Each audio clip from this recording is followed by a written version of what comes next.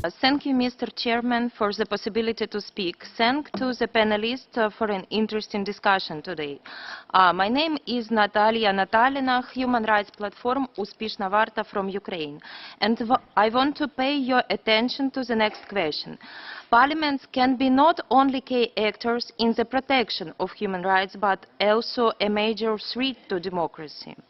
Everyone is well aware of the negative consequences of populism, but in those cases when the populism associated with aggressive nationalism, it is a truly explosive mixture that is used by politicians not for the benefit of the nation's development, but to justify corruption and war.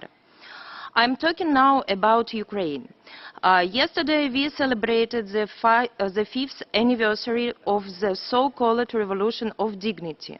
For the part of Ukrainians, it was a coup d'etat that led to the separation of Crimea and the war in Donbass. 70% of Ukrainians disagree with the actions of the Ukrainian authorities, and these citizens are subject to systematic harassment and discrimination.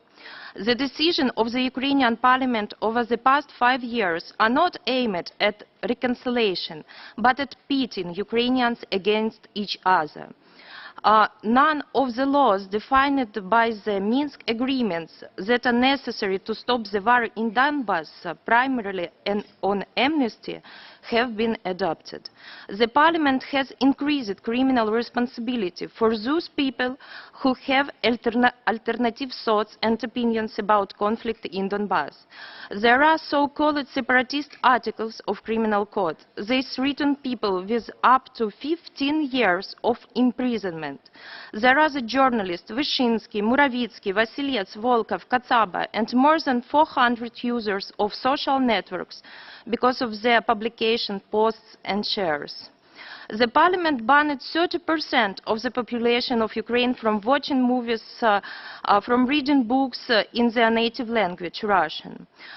Draft laws on the extrajudicial blocking of internet websites have been introduced. All of these and many, many other laws are, of course, not discussed with civil society and human rights organizations. And what is most worrisome is that Parliament does not prohibit the paramilitary ultra-right-wing groups that are actually taking power into their own hands on the streets. C14, National Corpus, Right Sector, Svoboda. Moreover, it is precisely Ukrainian parliamentarians and ministers who provide cover for their activities. Without the restoration of the rule of law, which the Parliament has a large role in, there will be no ways for solving the civil conflict in Donbass peacefully and no reconciliation within Ukrainian society. I ask the United Nations to review the situation and give recommendations to the Ukrainian Parliament on how to be guided by the principles of rule of law and respect for human rights. Thank you for attention.